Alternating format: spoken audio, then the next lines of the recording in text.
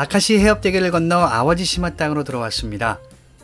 여기저기 보이는 양파밭과 군데군데 벚꽃으로 분칠한 산을 넘어 안쪽으로 한참을 들어가다 보면 닌토쿠 텐노의 아들인 제18대 한제이 텐노를 모시는 우부노미야 진자가 나오는데요. 안녕하세요. 오사카 특사 콘상입니다. 오늘 찾아온 이곳 우부노미야 진자는 한제이 텐노가 태어났다고 하는 아와지 궁토에 지은 신사라고 합니다. 이 신사의 제신인 한제이 텐노는 일본 역사상 가장 강력했던 왕으로도 불리는 닌토쿠 텐노의 아들인데요. 그가 이곳에 있던 아와지궁에서 태어났다고 하는 것은 닌토쿠 텐노와 그의 아내였던 이와노 히메가 이 먼 곳까지 일부러 찾아와서 낳았다는 것이 되는데요. 배를 타고 바다를 건너야 하는 이곳 아와지시마까지 굳이 사냥 핑계를 대고 임신한 아내를 데리고 들어와 출산을 한 까닭이 무엇이었을까요? 부인 이와노 히메의 집안 카츠라기 씨의 본거지는 나라입니다. 친정에서 아이를 출산하겠다고 나니와를 떠난 것으로 보기도 어려운 것이죠.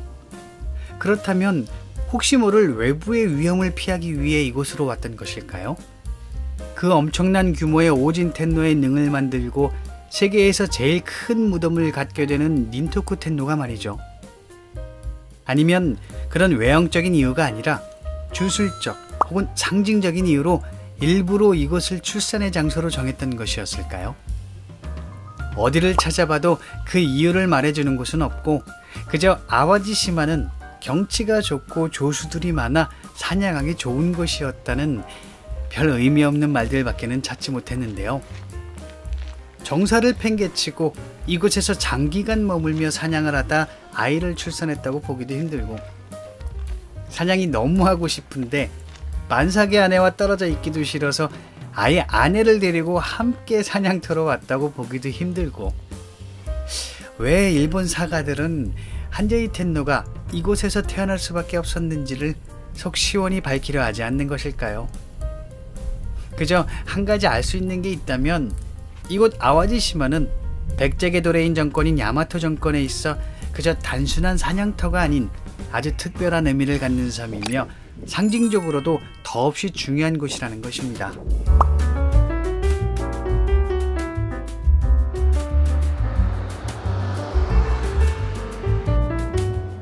아와지시마에 있는 여러 신사 중에서 그 어디보다 중요한 곳이 바로 여기 이자나기 진구일 것 같습니다. 일본 창세 신화 속 주인공인 이자나기, 이자나미라는 두 남매 신을 모시는 곳인데요. 이쯤에서 간략하게나마 일본의 창세 신화를 훑어보면 이렇습니다. 태초의 천상계에 고토아마츠카미라고 하는 5신이 있었고 후에 처음으로 성별의 구분이 생겨나 이자나기라는 남신과 이자나미라고 하는 여신이 탄생합니다. 고토아마츠카미들은 그 둘에게 아직 혼돈의 상태인 지상을 안정시키라는 명령을 했는데요. 그러자 그 두 신은 허공에 날아다니던 바다를 천상의 창으로 찌르고 휘저어 땅에 꽂아 고정시켰다고 해요. 그렇게 바다를 땅에 고정시키고 뽑아든 창 끝에서 소금물 한 방울이 떨어졌는데 그 물방울이 오노고로시마라는 섬이 되었다고 합니다. 지상을 안정시키느라 피곤했던 둘은 섬으로 내려갔고 그 오노고로시마에서 두 남녀신이 결혼하여 육지를 낳았다고 해요. 그렇게 그들이 처음으로 낳은 육지가 이곳 아와지시마다라는 이야기가 일본 창세 신화의 앞부분이 되겠습니다. 이후의 이야기는 그 두 신이 나머지 일본 열도 땅들을 낳은 후 아마테라스와 같은 신들을 낳은 이야기가 이어지다 결국 그 신들의 후손이 일본 왕가로 이어진다는 내용입니다. 이렇듯 이 작은 섬 아와지시마는 일본에 있어 최초로 생겨난 땅으로서 상당히 중요한 의미를 갖는데요. 도레인이 처음 발을 디뎠다고 볼 수 있는 큐슈가 아니고 시코쿠, 혼슈도 아닌 이곳 아와지시마가 일본이라는 나라에서 처음으로 생겨난 곳이라고 신화를 통해 전하는 것이 참 신기하고 재밌었네요. 이러한 창세 신화는 고사기에 적혀 있는 것인데요. 그 고사기는 다들 아시다시피 열도가 외라는 이름에서 일본이 되는 시점인 7세기 이후, 즉 백제가 한반도에서 멸망하고 그 왕족들을 포함한 모든 유민들이 대거 열도로 건너온 시점에서 일부러 제작된 역사책이죠.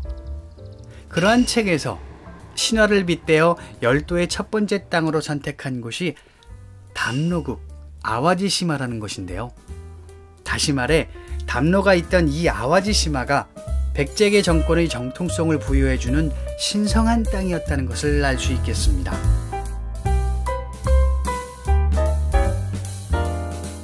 야요이 시대 때부터 고대 국가 형성기에 중요한 역할을 한 아마라는 집단이 아와지시마에 있었다고 합니다.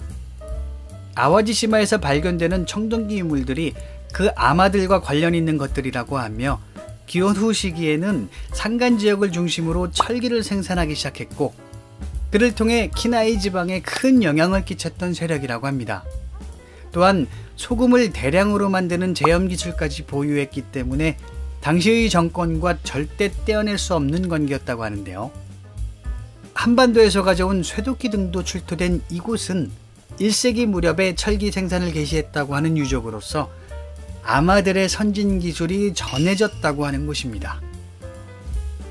아마들의 활약은 고분 시대까지 이어졌는데 오진, 닌토쿠 텐노 시절에도 엄청난 항해술과 선진 철기 기술 등을 바탕으로 대활약을 펼쳤으며 심지어 군사행위까지 가능하여 당시 정권과 밀접한 관계를 맺었던 중요한 세력이었는데 그들은 한반도에서 파견되었다고 일본서기에 적혀 있다고 합니다.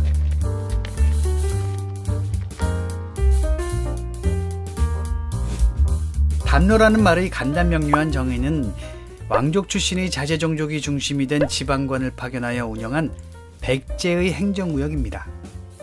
또한 담로라는 말에는 일정한 통치 영향을 말함과 동시에 지방지배의 거점으로서 군사적 의미도 함께 갖는 성을 의미하기도 하는데요. 아와지시마가 그런 담로로서의 역할을 했다는 것과 그리고 그 담로를 나라의 시작으로 여기며 역사를 써왔다는 것을 생각해보면 과연 일본에 있어 백제라는 나라는 어떤 의미라고 봐야 할까요?